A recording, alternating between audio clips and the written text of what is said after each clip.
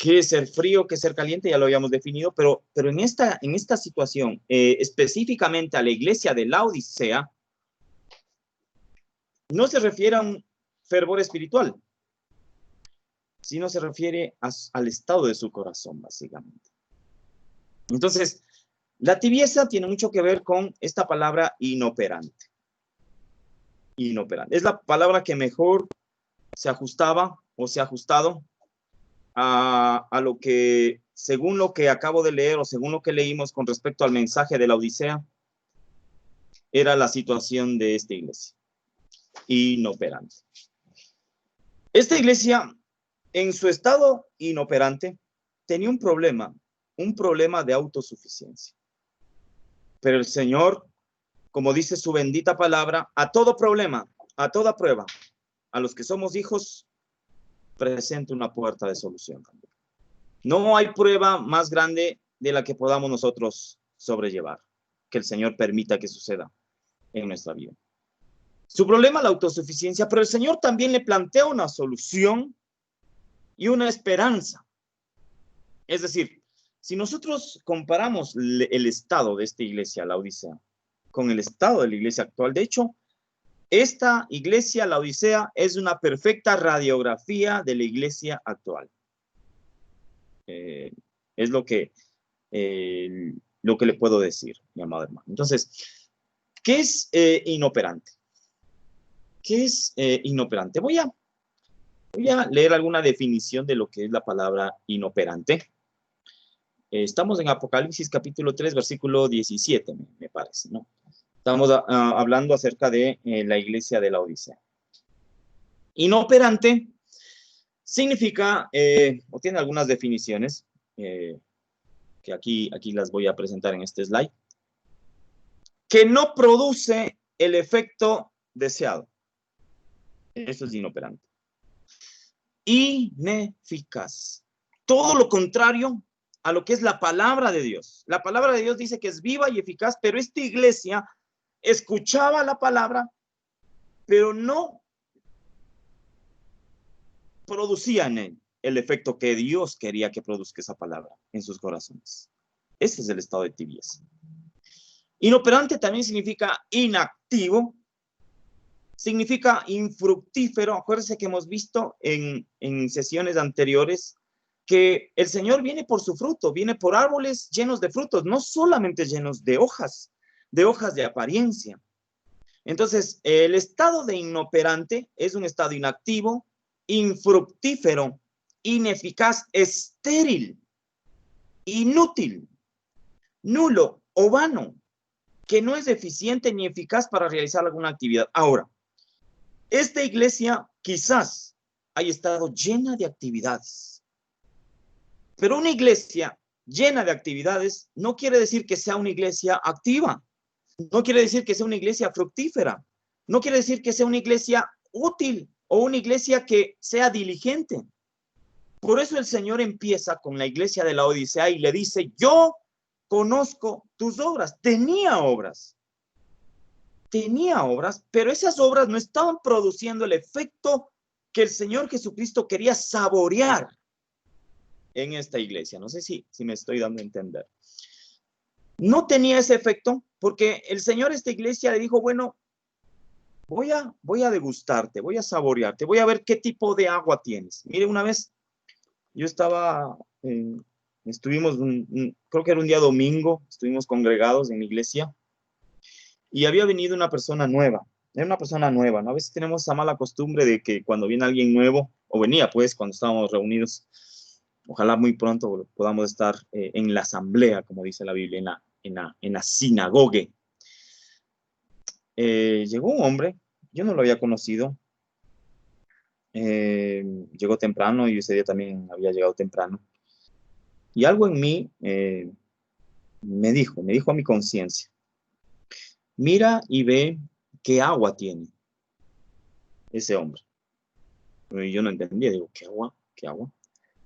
Entonces dije, bueno, me acerqué, empecé a conversar con él y efectivamente escuché las palabras que salían de él cuando inicié y entablé una conversación, al inicio pues dándole la bienvenida.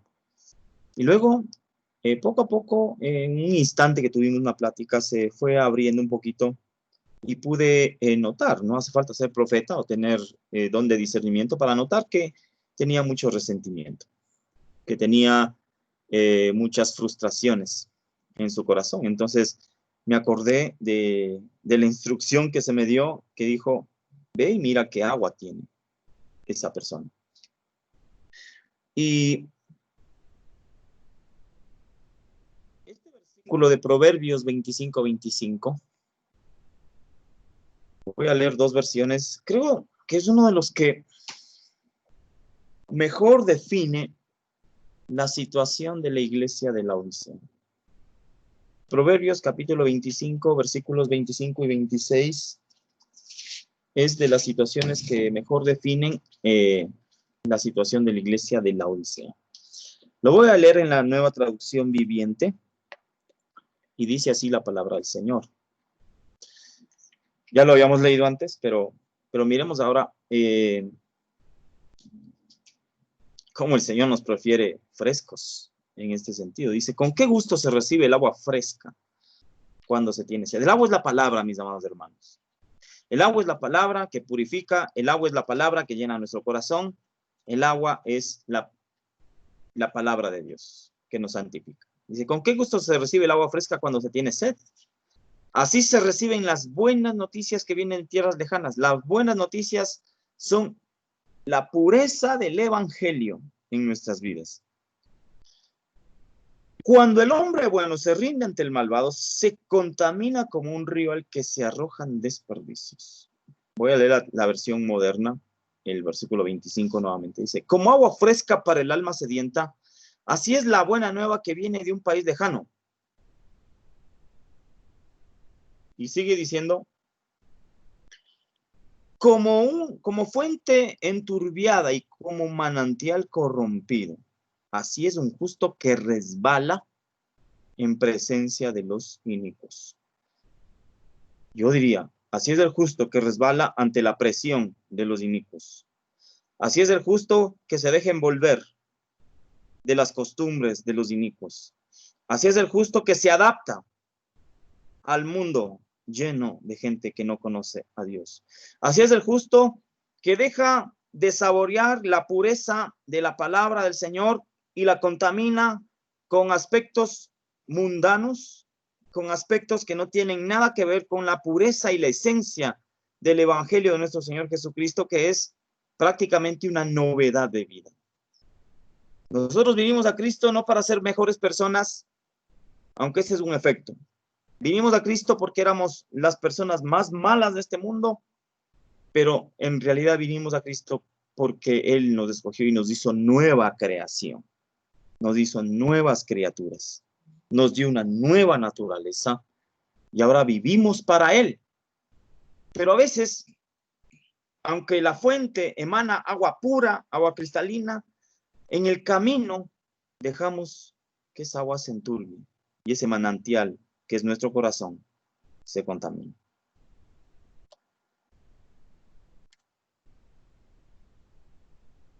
Y analizando un poquito más acerca del problema que tenía la Odisea, era su autosuficiencia. Entonces, voy a conectarme un momentito con el pasaje que me quedé la semana anterior, Apocalipsis 3:17, por favor. He señalado algunas palabritas para que las puedan entender mejor o podamos tratar de entender mucho mejor el término. Si usted tiene ahí su Biblia, sea impresa o sea en el móvil, sí voy a pedirle que más adelante algún hermano nos ayude con las lecturas que están en la parte inferior, Deuteronomio 8:18, Efesios 3:14-21, pero ahorita vamos a abrir Apocalipsis 3:17.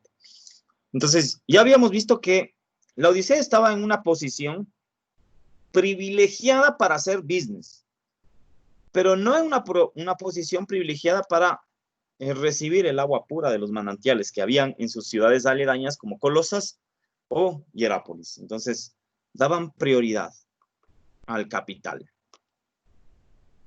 Vamos a ver algunos versículos porque no me voy a meter a hablar de que el dinero es malo. El dinero no es malo.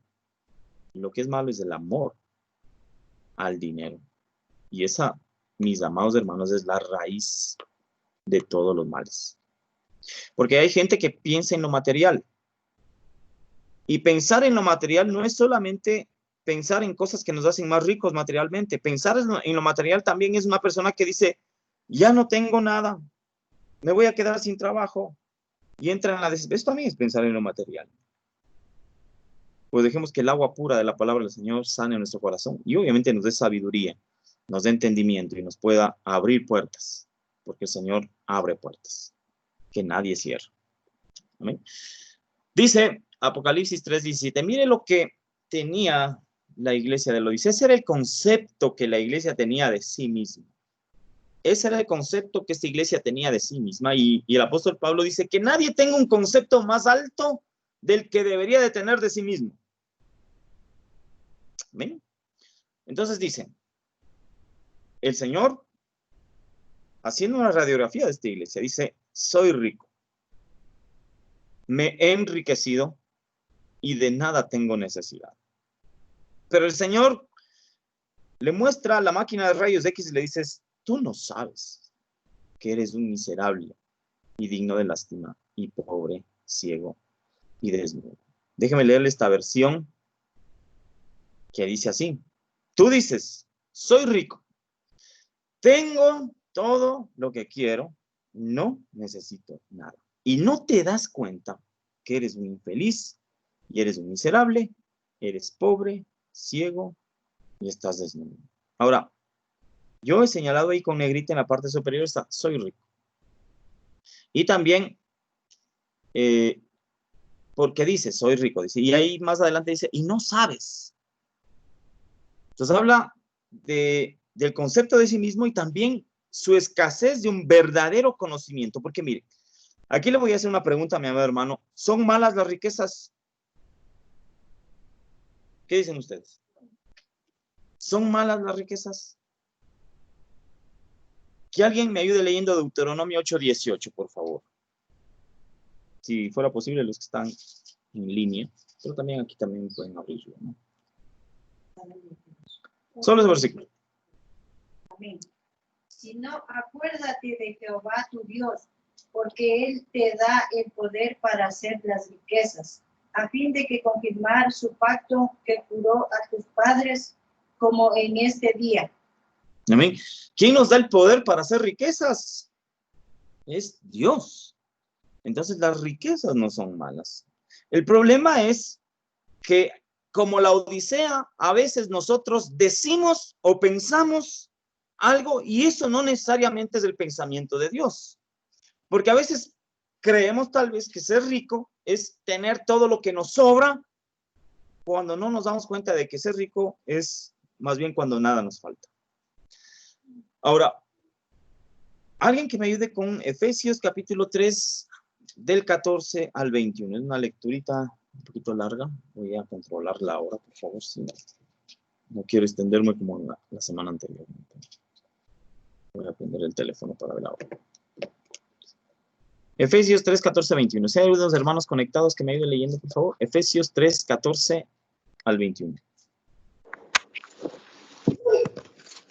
Amén. Dice la palabra de Dios. Por esta razón me arrodillo delante del Padre, de quien recibe el nombre toda familia, en el cielo y en la tierra. Le pido que por medio del Espíritu y con el poder que procede de sus gloriosas riquezas, lo fortalezcas a ustedes en lo íntimo de su ser, para que por fe Cristo habite en sus corazones. Y pido que arraigados y cimentados en amor puedan comprender junto con todos los santos cuán ancho y largo, alto y profundo es el amor de Cristo. En fin, que conozcan ese amor que sobrepasa nuestro conocimiento para que sean llenos de la plenitud de Dios, al que puede hacer muchísimo más que todo lo que podamos imaginarnos o pedir, por el poder que obra eficazmente en nosotros. A Él sea la gloria en la iglesia, en Cristo Jesús, por todas las generaciones, por los siglos de los siglos. Amén. Amén. ¿Cuál es la verdadera riqueza? Conocer la plenitud de su amor. Dice la Biblia que Dios se hizo pobre para que fuéramos ricos. Y obviamente, la riqueza no tiene nada que ver con la acumulación de posesiones, necesariamente. Aunque vamos a ver algunos versículos. Ahora, también la iglesia de la Odisea dice, yo no tengo necesidad de nada. ¿Es malo no tener necesidad de nada? El Salmo 23:1 dice, el Señor es mi pastor y nada me faltará. Ahora, ¿cuál es el problema? Que la iglesia de la Odisea no entendía, no sabía y no se daba cuenta del verdadero concepto de riqueza de Dios. Porque mi hermano, cuando la riqueza no proviene de Dios, eso resulta en un engaño que nos lleva directamente al hoyo y a la fosa. Cuando nosotros damos prioridad en nuestra vida a las cosas que no están enmarcadas en la voluntad y en el propósito de Dios, los caminos que para nosotros pueden ser caminos de bien, caminos de vida, van a resultar siendo caminos que nos llevan directamente a la muerte.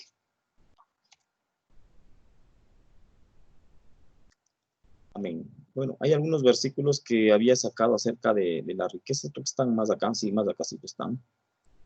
Más acácito, sí. Entonces, mire qué situación. La iglesia de la Odisea tenía un concepto. No le voy a decir que esa iglesia no hacía obras de beneficencia inclusive. Ellos tenían muchos recursos económicos, pero no tenían agua pura. Ellos tenían empresas de textil, ellos tenían escuelas de medicina, ellos tenían producción de oro, inclusive de piedras preciosas, pero no tenían agua. No tenían agua. Podemos hacer lo que queramos, podemos, decir que tenemos y estamos llenos de actividades, pero si no tenemos agua, ¿qué es la palabra? Llenando nuestro corazón, seríamos una iglesia como la Odisea, inoperante. No te das cuenta, eso es lo que el Señor le dijo a esta iglesia. No te das cuenta, no sabes. Esa frasecita, esa palabrita es eidó. ¿Qué significa eidó? En negativo. Eidó en positivo es saber cómo hacer. En negativo, cuando dice tú no eres eidó, significa no saber cómo hacer. No tener conocimiento de cómo hacer una actividad, no entender o comprender el significado de agua.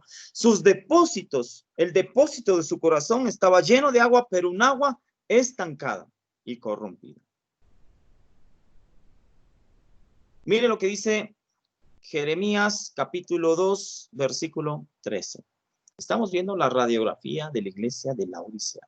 ¿Y en qué consistía su tibieza? Porque a lo mejor en la iglesia de la Odisea armaban conciertos cristianos que convocaban a muchos jóvenes, y no está mal eso, pero esa no es la manera de promulgar y de expandir el evangelio. El evangelio lo dice 1 Corintios capítulo 1, versículo 21, si no me equivoco, que es a través de la locura de la predicación. ¿Qué es la predicación? Es exponer el mensaje de la palabra de Dios en su pureza y aplicarlo a nuestras vidas, y que eso sea un testimonio de vida para que la gente mire cómo no solamente hablo, sino actúo.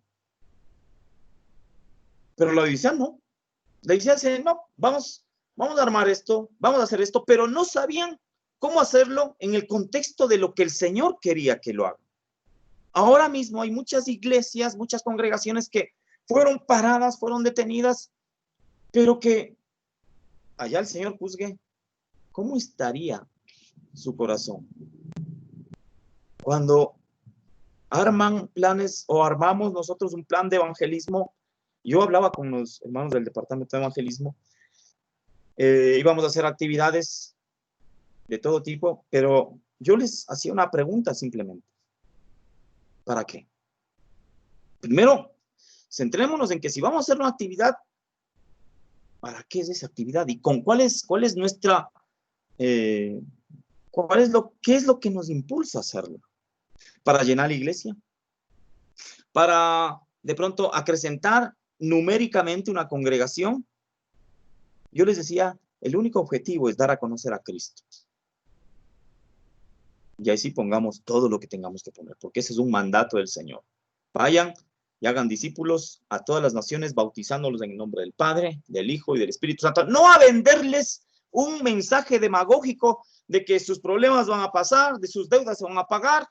El Señor es todopoderoso para hacerlo, pero lo que primero quiere el Señor es limpiar el corazón lleno de agua sucia, podrida y estancada, y convertirlo en una fuente y un manantial que brote agua viva. Y el agua viva, mis amados hermanos, es el agua fría y fresca que brota de un manantial. Por eso les puse la semana anterior todos los versículos que dicen tienen que estar ardientes, y efectivamente sí, pero a esta iglesia le dice tienes que ser fría, tienes que ser como un manantial que brote agua de vida fresca y no estancada y corrompida. Miren cómo cambia la situación. Y vamos a ver Jeremías capítulo 2, versículo 13. Por favor, si alguien puede dar lectura a lo que está en la pantalla. Mientras tanto, aquí mis hermanos lo abren. Jeremías 2, 13, o si tiene su Biblia ahí.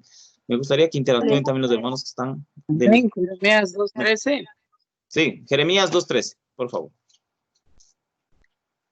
Porque mi pueblo ha cometido dos males. Ellos me han abandonado, la fuente de agua viviente, y han cavado para sí mismos cisternas rotas que no retienen agua. Mire, cisternas rotas que no retienen el agua. ¿Qué significa el agua, mis amados hermanos? La palabra en su pureza.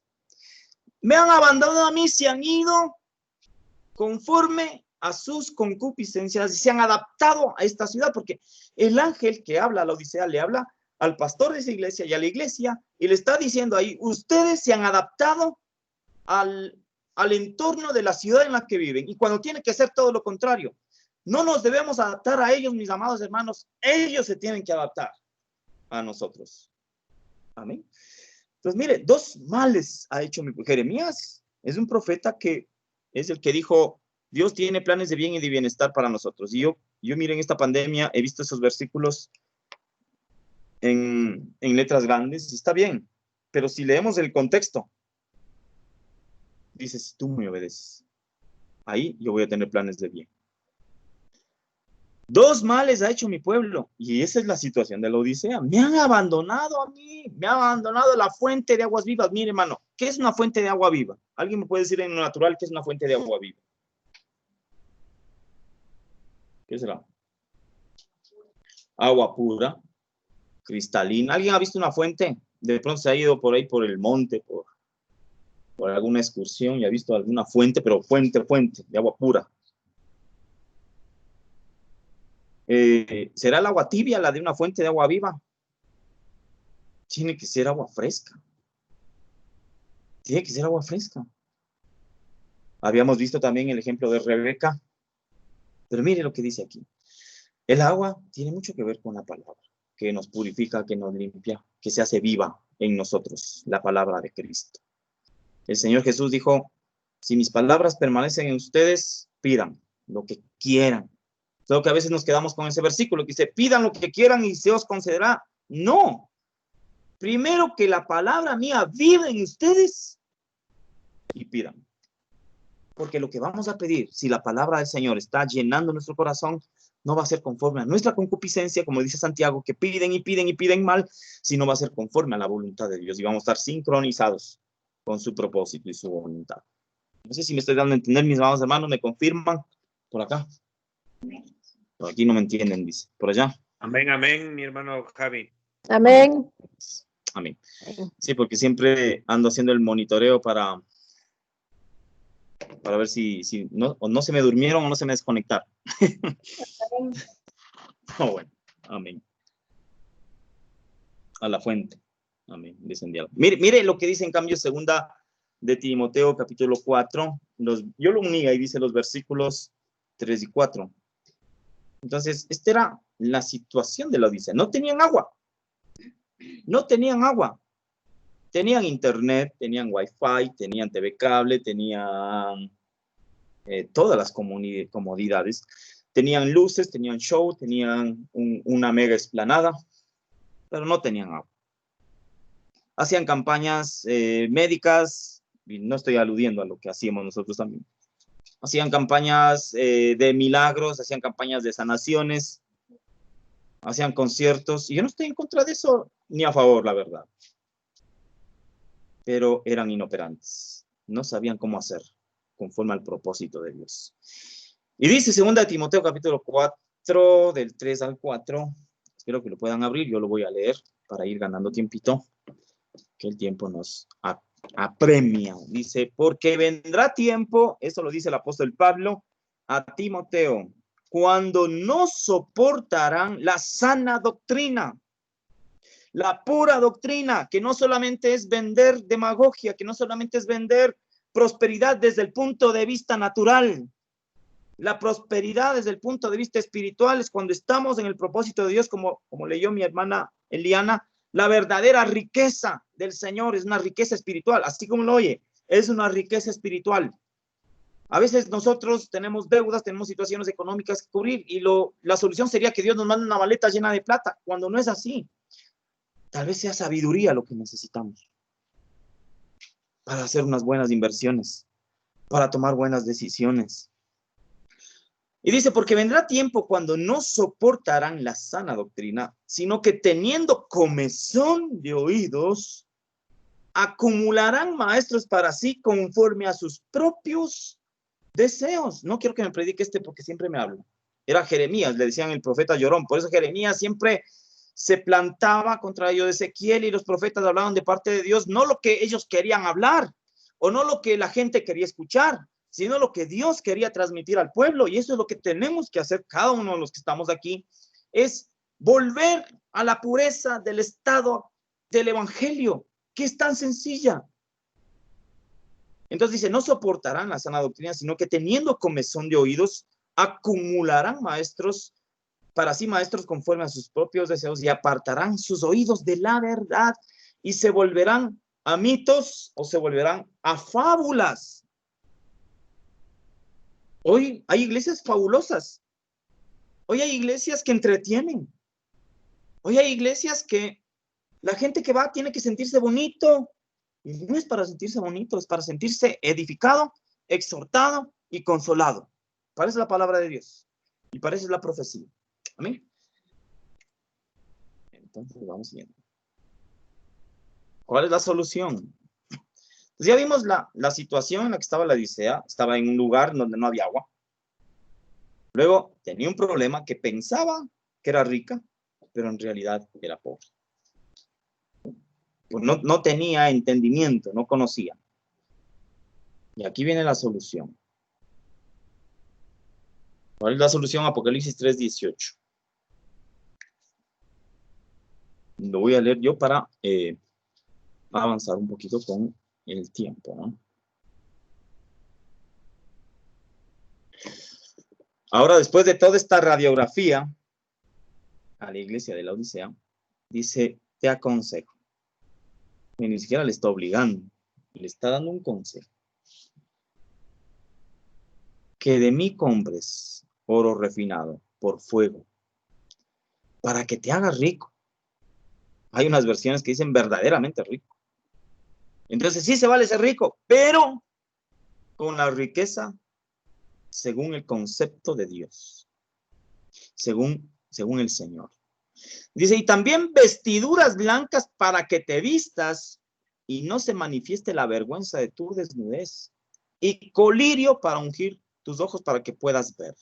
Le está el Señor diciendo prácticamente las fortalezas de esta ciudad, porque ellos tenían mucho oro. De hecho, la ciudad de la Odisea era el Wall Street de Asia en ese tiempo. Ellos manejaban reservas de oro, había bancos, ahí era una ciudad banquera. Era una ciudad que producía textil.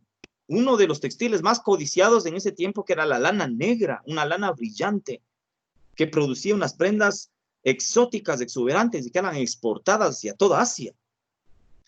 Tenían también escuelas de medicinas, y una de los emblemas de estas escuelas eran el polvo frigio. El polvo frigio era una pomada que también la hacían en ungüento para los ojos, y con esas trataban enfermedades de la vista. Entonces yo no tenía necesidad de nada, porque definitivamente Lo único que les faltaba es agua. ¿Sí? Lo único que les faltaba es agua. Entre comillas, digo, lo único que les faltaba era la palabra de Cristo, verdadera, pura y sin contaminación. Entonces, la solución, dice el Señor, tienes que comprar oro. Mire, yo leía hace poquito que puede ser que el dólar caiga porque los chinos están queriendo empezar a realizar las transacciones de la compra del petróleo con el petroyuan. Ahorita es el dólar, el que está fuerte es por el petróleo, pero si el petróleo cae, los chinos tienen preparado un plan B, que ya lo están probando en varias ciudades, que es monedas digitales. Y no me refiero a tarjetas de crédito, no me refiero al dinero electrónico, que es el mismo concepto del dinero actual, solo que sin ir al banco. Están haciendo monedas basadas en criptografía informática, como los bitcoins, como algunos de las cibermonedas que hay, y esas las van a empezar a utilizar los chinos, porque una vez que entre eso, ya no van a necesitar la maquinita de hacer monedas o de imprimir billetes, sino lo que van a necesitar son sistemas informáticos de encriptación de datos. Y todos los que tienen economía dolarizada va a caer. Entonces, la gente dice, ahora hay que comprar oro. Entonces, yo les recomiendo, mi hermano, que las cuentas que tiene en Panamá, las saque y compre oro. Pero no el oro natural. El Señor les dice, ustedes tienen que comprar oro, pero un oro refinado, para que se hagan verdaderamente ricos. Es lo que le dice a la Odisea en Apocalipsis 3:18. Vamos a explicar rápidamente cada uno de estos puntos. Y también dice, tienes que comprar también vestiduras blancas que cubran la vergüenza de tu desnudez. Andaban con una cobertura media mala. Y luego, colirio para ungir tus ojos y poder. Esa es la solución que el Señor les plantea. Entonces, ok, ¿cómo hago eso? ¿Será que es lo que le dije, no? Sacar de mis cuentas de Panamá e invertir en lingotes de oro. Pues económicamente, si puede hacerlo, háganlo. Pero ni cuentas de Panamá, ni oro, ni nada. Bueno, pero vamos a ver el significado espiritual de esto, lo que el Señor quiere decir. Amén. ¿Qué significa comprar oro refinado? Bueno, primero, hacernos verdaderamente ricos. Entonces yo quiero pasar rápidamente estos versículos que están en Eclesiastés. Y lo voy a leer para que usted no lo abra, que habla de las riquezas. Eclesiastés 5, 10, 11 y 12. Mire, le voy a decir algo. Abraham, Isaac, Jacob eran hombres multimillonarios, pero ellos entendieron que las riquezas que Dios les daba era para precisamente compartirlas con el pueblo de Dios. Eso es todo. Las riquezas que ellos tenían, nunca les faltó nada. Eran hombres multimillonarios, pero Dios les daba más porque en el entendimiento de ellos decían, pues esto es pasajero. Abraham tenía la oportunidad de hacerse un Taj Mahal, literalmente se pudo haber hecho un Taj Mahal e instalarse en una zona fértil y construir su casa y no moverse más. Pero Abraham dijo, no, yo voy a vivir en tiendas, yo voy a vivir como peregrino, porque hay una ciudad cuyo arquitecto y constructor es Dios, que no es de esta tierra. Y todo lo que Dios me dé es de Dios. Ahora tampoco le digo vaya y despilfarre, tenga sabiduría y entienda que la palabra de Dios es un buen negocio. Ya le voy a decir por qué. Creo que le puse aquí ese versículo, ojalá lo haya puesto. Sí, lo puse. Bueno. Eclesiastés capítulo 5, versículo 10 dice, mire lo que dice ahí. Los que aman el dinero nunca tendrán suficiente. Qué absurdo es pensar que las riquezas traen verdadera felicidad. Cuanto más tengas, más se te acercará la gente para ayudarte a gastarlo. Por lo tanto, ¿de qué sirven las riquezas? Quizás solo para ver cómo se escapan de las manos. La gente trabajadora siempre duerme bien, como a mucho, como a poco, pero los ricos rara vez tienen una buena noche de descanso. Bienaventurado usted, que tiene todo lo que necesita y que puede dormir en la noche en paz. que se pueda acostar en paz, que tiene en paz a su familia, que tiene en paz a sus hijos, que tiene salud. Eso, mi amado hermano, es una verdadera riqueza y una gracia que Dios nos da. Estos versículos también a mí me gustan mucho. 1 Timoteo 6, del 6 al 7. Lo voy a leer porque quiero ir avanzando un poquito. Dice, pero la piedad, en efecto, es un medio de gran ganancia cuando va acompañada de contentamiento, porque nada hemos traído al mundo, así que nada podemos sacar de él. La traducción viviente, miren lo que dice. ¿Alguien sabe lo que es la piedad? ¿Alguien que me diga qué es la piedad? Sí, ¿qué es la piedad? Mis hermanos que están del otro lado, ¿qué es la piedad? Tengo 2 minutos. Tener compasión. Tener compasión, puede ser. ¿Qué más puede ser la piedad? Misericordia, bondad. Misericordia, bondad. Amén. ¿Alguien más que me diga lo que es la piedad? Bueno, mis amados hermanos, la piedad es una devoción a algo. O sea, vivir una vida piadosa es vivir una vida exageradamente apegado a una confesión de fe. Eso es piadoso. O sea, a veces lo confundimos con ser misericordioso. Pero en realidad piadoso es alguien que está bien arraigado en su profesión de fe. Es decir, nadie lo va a poder mover de ahí. Esa es la piedad. Por eso dice que vivamos justo y piadosamente, es decir, pegados a Cristo y a su voluntad y a su palabra. Y eso es una gran ganancia. Mira lo que dice la traducción viviente. Pero la verdadera sumisión a Dios, eso es piedad, mis amados hermanos. La sumisión verdadera a Dios, eso es piedad. Esa es la mejor definición de piedad. La verdadera, ¿usted sabe lo que es sumisión? Sumisión. ¿Es hacer lo que yo quiero? No, es vivir en la voluntad del Señor. Pero la verdadera sumisión a Dios es una gran riqueza en sí misma cuando uno está contento con lo que tiene. ¿Usted está contento con lo que tiene? Ay, estos hijos que me tocaron. Ya los quiero dar en adopción. Yo le molesto a mi hija así. Ay, que mi esposa fuera así. Ay, que mi esposo fuera así. Hermano, tenemos que contentarnos con lo que tenemos. Eso no es conformismo. Eso no es conformismo. Es experimentar y darnos cuenta de la riqueza que tenemos nosotros. Después de todo, dice, no trajimos nada cuando vinimos de este mundo, obviamente, y tampoco cuando nos vayamos de este mundo. Nada.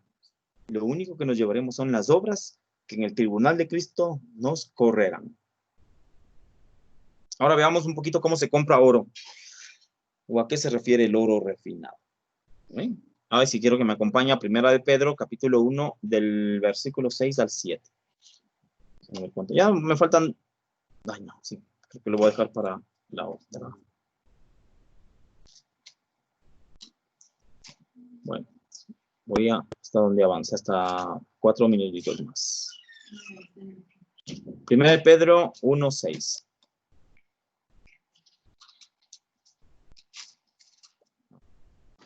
Eso fue el inicio.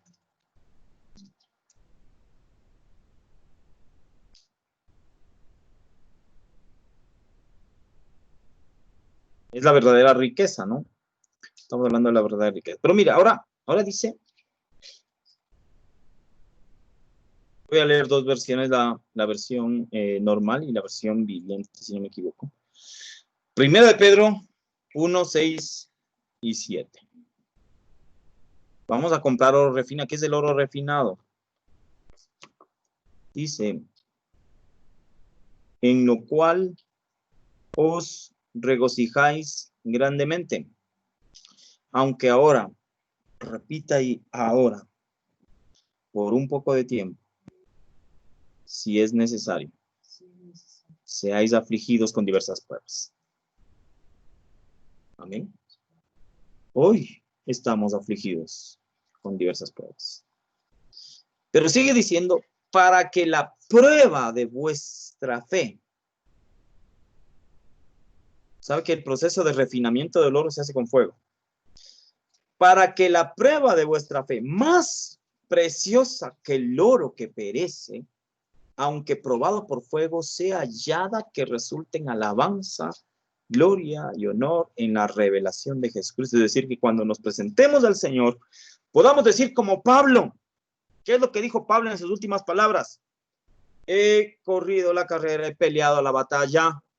Y lo último que dijo es, he guardado la fe. He guardado la fe. Porque mis amados hermanos, ni siquiera podemos entender ese concepto tan básico que es la fe. Porque la fe, si bien es cierto, usted me va a dar un concepto de memoria, la certeza, la convicción de lo que no se ve, la certeza de lo que se espera, o viceversa. Pero la fe es esa fuerza, es ese escudo que a nosotros nos permite estar firmes, aunque se venga el mundo encima. Aunque se venga el mundo encima. Aunque nos metan al circo de los leones, vamos a seguir firmes y seguir confesando que Jesucristo es nuestro Dios. Eso es oro. Amén. Eso es oro. Eso es oro. Amén. Le voy a leer otra versión. Amén. Le voy a leer otra versión. Aquí dice, lean. Así que alégrense de verdad. Les espera una alegría inmensa, aun cuando tengan que soportar muchas pruebas por un tiempo breve. Usted está en pruebas, mi hermano. El Señor le está dando la posibilidad de comprar oro. Es decir, estas pruebas demostrarán que su fe es auténtica. Está el Señor con el soplete de fuego. A ver, hijo, te voy a vender oro. ¿Sabe cómo el Señor nos vende oro? Porque dice, compra de mí oro. Y uno dice, amén, entonces el soplete de fuego. Sin la prueba. Y a ver cómo nos portamos. A ver si renegamos. Así se compra oro, mis amados hermanos. Si usted está pasando pruebas, diga, gloria a Dios, yo sigo firme. Porque tú me permites estar firme. Estar comprando oro. Está siendo, mire que dice, estas pruebas demostrarán que su fe es auténtica. Está siendo probada de la misma manera que el fuego prueba y purifica el oro. Aunque la fe de ustedes es mucho más preciosa que el mismo oro. Para Dios o para el Señor, nuestra fe, Él lo mira como oro. ¿Qué pasaba con la fe de la Odisea? Pues estaba su fe no en el autor y consumador de la fe, sino en sus riquezas, en su prepotencia, en lo que hacían. Nuestra fe no está en lo que hagamos, está en Cristo. Si hacemos algo, lo hacemos para Cristo. Si vivimos, vivimos para Cristo. Si morimos, para Cristo morimos, mis amados hermanos. Eso es comprar oro.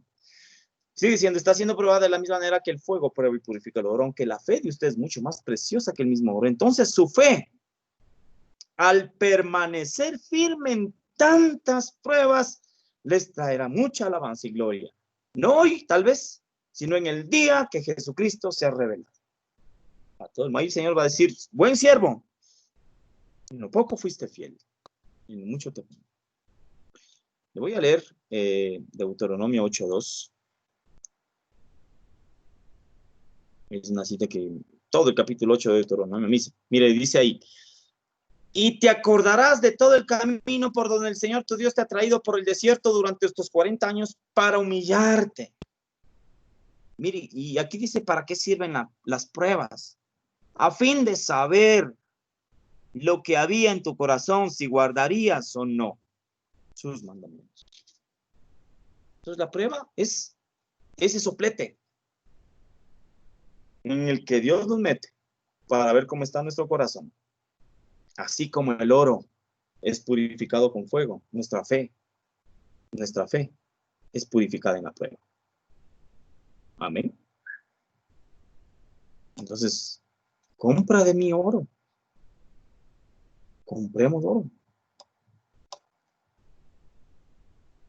Ahora, ¿qué son las vestiduras? Denme unos minutitos más. Solo termino con las vestiduras y el colirio rápidamente para cerrar el tema de la Odisea. Por favor, yo sé que no tienen que irse a ningún lado. Yo sé que están cansados. Pero bueno, terminemos con esto. Si no, no voy a poder dormir si no se los doy todo. Entonces dice, hablamos de las vestiduras blancas, en cambio, ¿no? Acuérdense que 3 cosas le dijo el Señor. Compra oro, que es el fuego de la prueba, y nuestra fe que permanezca firme.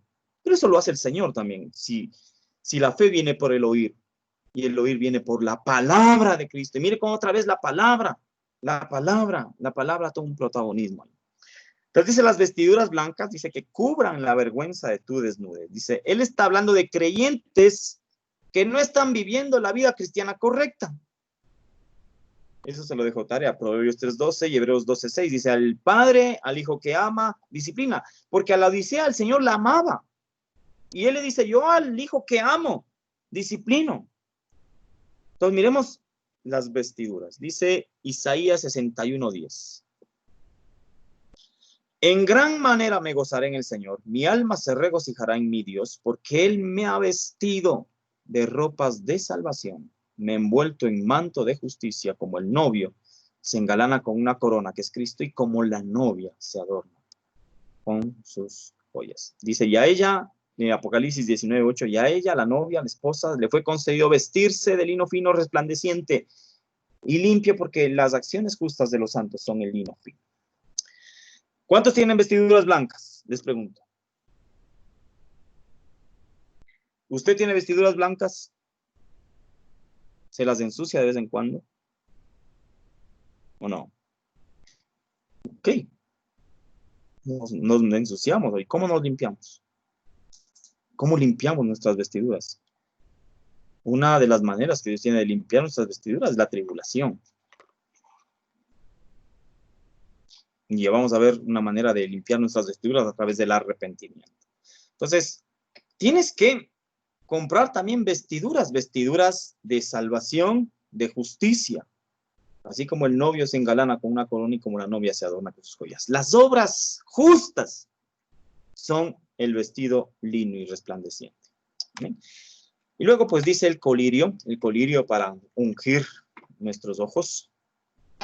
Le voy a pedir que abra la Biblia en Mateo 6:22. Este tema es un poquito largo, ya lo termino de una vez para dejarlo tranquilo y luego sí a hacer temas más cortitos. Pero bueno, espero que me esté entendiendo y podamos ser edificados. Ahora dice el colirio. El colirio sirve es un ungüento para los ojos, ¿no? Mateo capítulo 6, versículo 22 y 23. Dice así, la lámpara del cuerpo es el ojo. Por eso, si tu ojo está sano, todo tu cuerpo estará lleno de luz. Pero si tu ojo está malo, todo tu cuerpo estará lleno de oscuridad. Así que si la luz que hay en ti es oscuridad, ¿cuán grande no será la oscuridad? Bueno. Mateo capítulo 6, 22 y 23. Le voy a leer esta versión de la traducción del lenguaje actual. Y mire lo que dice ahí. Mire lo que dice ahí. Los ojos son el reflejo de tu carácter. Así que tu bondad o tu maldad se refleja en tu mirada. Oh, ¿cómo miramos? Hay un versículo que dice, si miras a la mujer de tu prójimo y la codicias, y adulteraste con ella su corazón. Si tenemos una mirada de codicia, si tenemos una mirada de envidia, si tenemos una mirada de hipocresía, estamos reflejando un carácter malo. Dice que la lámpara del cuerpo es el ojo, el reflejo del carácter es el ojo. Y me llama la atención el contexto de Mateo 6:22. Voy a poner aquí Mateo 6:22 para que miremos el contexto. Y vamos a ver que tenemos Mateo 6:22. Mateo 6:22, ¿no? Vamos a ver el contexto nada más. Mire, este es el contexto de Mateo 6:22. No acumuléis tesoros en la tierra, donde la polilla y la herrumbre destruyen y donde hay ladrones y penetran y roban, sino acumulaos tesoros en el cielo, donde ni la polilla ni la herrumbre destruyen, ni los ladrones no penetran ni roban, porque donde está tu tesoro, allí también estará tu corazón. Y ahí sigue diciendo, mire, la lámpara del cuerpo es el ojo. Por eso, si tu ojo está sano, todo tu cuerpo estará lleno de luz. Pero si tu ojo está malo, todo tu cuerpo estará lleno de oscuridad. Así que si la luz que hay en ti es oscuridad, ¿cuán grande no será la oscuridad o las tinieblas? La iglesia de la Odisea miraba, pero no miraba con sana intención, tal vez. Y de esto habría que hablar mucho más adelante. Entonces, el problema de la Odisea es eso. Ahora, la esperanza, para terminar. La esperanza, dice Apocalipsis 3:19, yo reprendo y disciplino a todos los que amo. Sé pues celoso y arrepiéntete. Entonces, es lo que le dice al Señor. Yo te amo, pero sé celoso. Ay, yo soy bien celoso, hermano. Ya la estoy hecho. Dirá cualquiera. ¿Pero a qué se refiere ese celo? Rápidamente ahí en su casa, de hecho está en su casa, ¿no? Usted puede leerlo luego, Éxodo 25. ¿A qué se refiere ese celo? Ese celo es un derecho de exclusividad. Nosotros fuimos comprados a precio, mis amados hermanos, y somos exclusivos del Señor. No nos contaminemos con lo que el mundo nos ofrece. Y luego dice, arrepiéntete. El arrepentimiento es una metanoia, que es un cambio de mente para un cambio de vida, pero la traducción más hermosa de arrepentimiento es esta, es volverse o retornar de un mal camino pecaminoso. Es lo que le dicen a la Odisea. Retorna a la pureza del Evangelio. Retorna de tu mal camino, porque eres posesión santa. Eres una adquisición exclusiva. Y el Espíritu que en nosotros habita nos anhela celosamente para que andemos cayendo en una promiscuidad espiritual, amando al mundo y diciendo que amamos a Dios. Esa era la condición de la iglesia de la Odisea. Mis amados hermanos, los que triunfen sobre las dificultades y mantengan su confianza en mí reinarán conmigo, así como yo he triunfado y ahora reino con mi Padre. Si tienes oídos, pon atención a lo que el Espíritu de Dios les dice a las iglesias. Amén y amén. Mis hermanos, quisiera ver si hay alguna pregunta o alguna aportación, o de plano no me entendieron. Amén. ¿Alguien tiene alguna pregunta, aportación?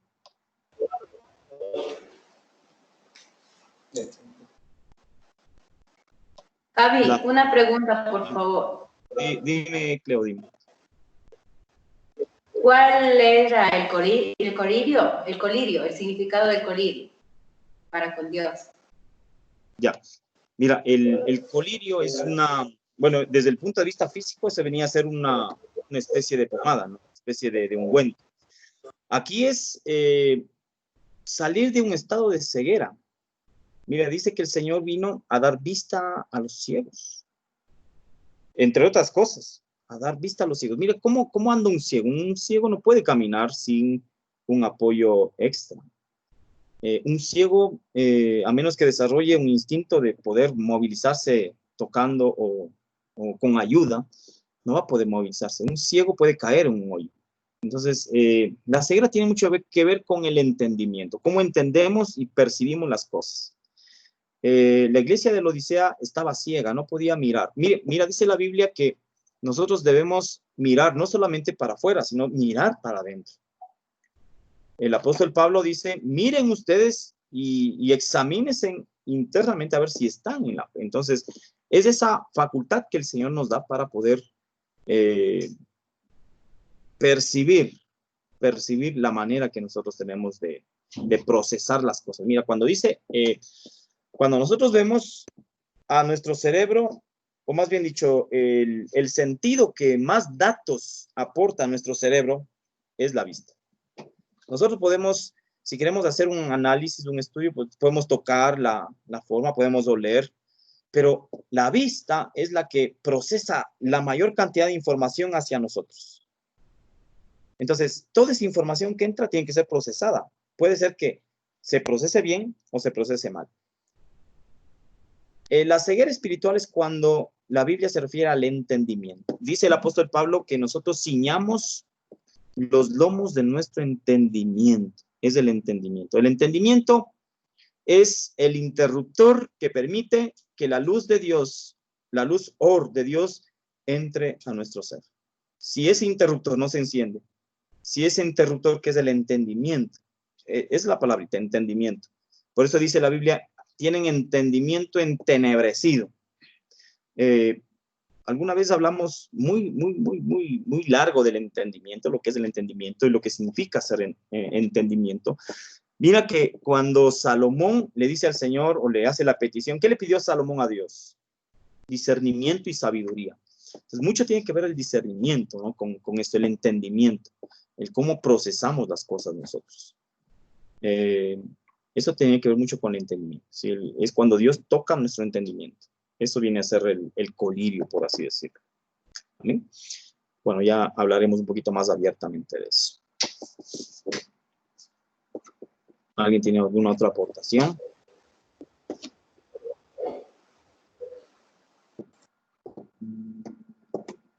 Amén. Bueno, antes de despedirnos, yo invito a cantar un coro ahí. A la final no tenemos 5 minutitos. Hay un coro que ojalá me ayuden a cantar y ojalá me salga también. Que se llama Quiero estar en tu presencia, ¿no? Y poderte contemplar. Vamos ahí a cerrar nuestros ojitos ahí. Usted puede acompañarme.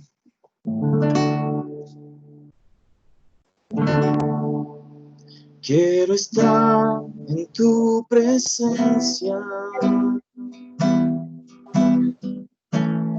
y poderte contemplar. Necesito estar contigo. Necesito adorar. Una vez más, quiero estar. Quiero estar en tu presencia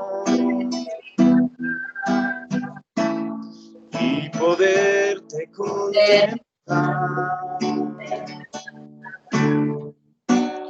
Necesito estar contigo. Necesito adorar. Dame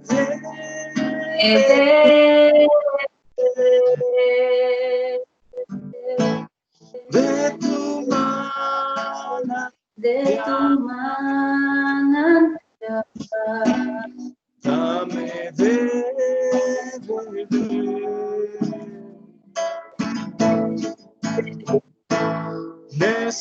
necesito más. Dame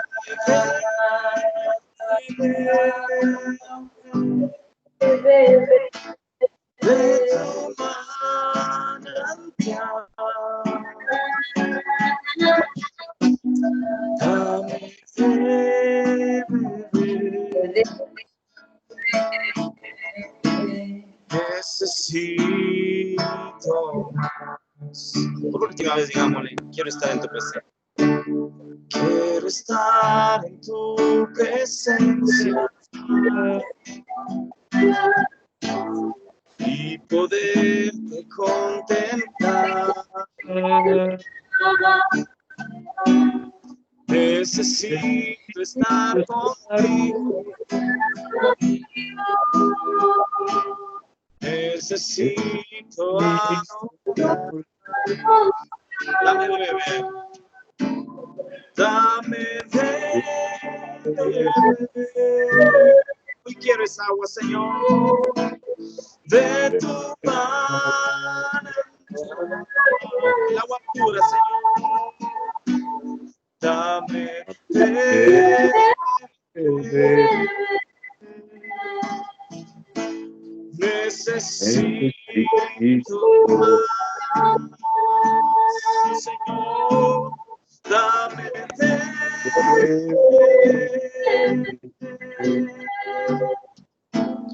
de tu mano.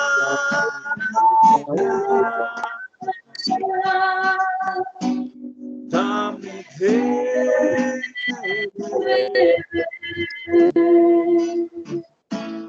necesito más.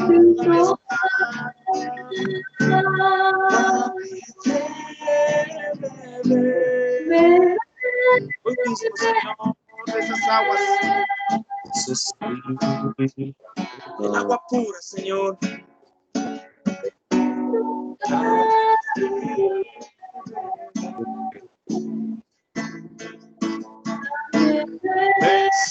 Necesito más por última vez. Dame de beber de tu mano. Dame de beber. Necesito en su mente, en su corazón, se vaya a una zona desértica, al pozo de Jacob. Y imagine esa escena de Jesús, una mujer. Fue a sacar agua del pozo. Todos los días iba en una misma condición. Hasta que en su vida apareció el Maestro, apareció Cristo y le dijo, mujer, dame de beber. Si el Señor nos preguntara ahora y nos dijera, dame de beber, hijo, dame de beber, hija, ¿qué agua le daríamos? Y el Señor le hace una promesa a la samaritana y le dice, si vuelves a beber de esta agua, obviamente vas a tener sed. Pero del que beba del agua que yo le daré, no volverá a tener sed jamás, sino que en él será una fuente que salte para vida eterna. El agua de su palabra, el agua de su presencia, que en esta noche se derrame en su casa, en su vida, en sus hijos, en su trabajo, en todo lugar, pero sobre todo en nuestro corazón, para que le dé vida y vida en abundancia. Señor, te damos gracias por habernos convocado, por habernos reunido, y en esta noche que tu Espíritu Santo selle esa palabra que nos has hablado y que nos permita hacer conforme a la misma, Señor. En el nombre de Jesús. Amén y amén. Ahora sí, mis amados hermanos. Amén, amén. Nuevamente saludándoles y reiterando, pues, mire, no mi agradecimiento por haberse conectado, sino mi alegría de verlos nuevamente. Amén. A mi hermano Fabi, que está en esta prueba, Amén, pero yo sé que esta breve prueba solo servirá para ir refinando el oro de nuestra fe. Amén. Amén, amén, mi hermano. Amén. Mis amados hermanos también, quisiera ver si pueden despedirse cada uno de ustedes. Así Amén, mis hermanos. Amén, mis amados hermanos. Deseándoles una feliz noche. Que Dios les bendiga y cada hogar de ustedes sea prosperado. A ti, mi hermano Fabi, un gustazo, una alegría inmensa saber que te estás recuperando, que Dios te ilumine, que Dios te siga sanando. Te quiero mucho, Amén. mi hermano Fabi, te extraño. Quisiera mandarte un abrazo fraterno, porque ya nos hace falta reunirnos para abrazarnos. Te deseo lo mejor. Que Dios te bendiga, mi hermano. Saluden. Amén. Bendiciones, Amén. hermano.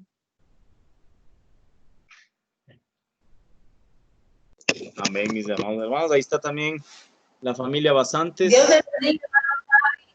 Gracias, mi hermana Cleo. Bendiciones a todos. Dios les bendiga a todos, que Dios les guarde.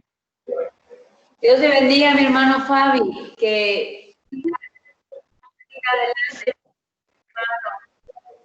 que sea pulido como un diamante delante de Dios cada día más. Amén, amén. Aunque con tanta prueba yo ya creo que tengo toda la casa del oro. Bendiciones, mi hermano Fabián. Qué gusto saber que está bien. Que Dios le bendiga y le añada muchísimos años, mi hermano Fabián. Amén, amén, mi hermana Sandrita. Que Dios les bendiga a todos ustedes también. Amén, amén. Dios les bendiga. Dios te bendiga, Gerardo. Dios te Dios les bendiga, hermano Fabi. Mi hermana Un Carlita, saludo, que el Señor le bendiga. guarde, les bendiga. Qué Mi gusto hermano. verlo, mi hermano Fabi, saber que está bien. Amén, amén. Dios les bendiga, Bendiciones, mi mis hermano Fabi. Y acá de lo lejano, acá de la costa, les deseamos muchas bendiciones a cada uno de ustedes, mis hermanos, a ti, Javi, a tu familia y a cada uno de los hermanos que conforman este grupo de Casa de Crecimiento. Bendiciones, mis hermanos. Dios les bendiga. Gracias, gracias. Dios les bendiga. Hermanos, aquí reportándome haciendo las actividades de mi padre, dicen que lo que bien se aprende nunca se va a olvidar. Estoy siguiendo bien ese ejemplo. Así es. Así es, mi hermano. Así es, lavando los platos y tendiendo las camas. Así me toca. Desinfectando la casa, pelando el pozo. Así me tienen aquí. Así nos toca, hermano. Así es de esto, así es de esto. Amén. Mi hermana Gaby también. ¿Quieres experiencia? Vas a ir hecho un as. A lo mejor te importa. Bendiga. Dios te bendiga, hermana Moni. Dios les bendiga, amados. Que la Saludos, paz de hermana. Dios esté con ustedes. Amén. Bendiciones. Mi hermanita linda. Bendiciones, mi hermana Moni. Estoy extrañando los abrazos. Amén, amén. Igual nosotros.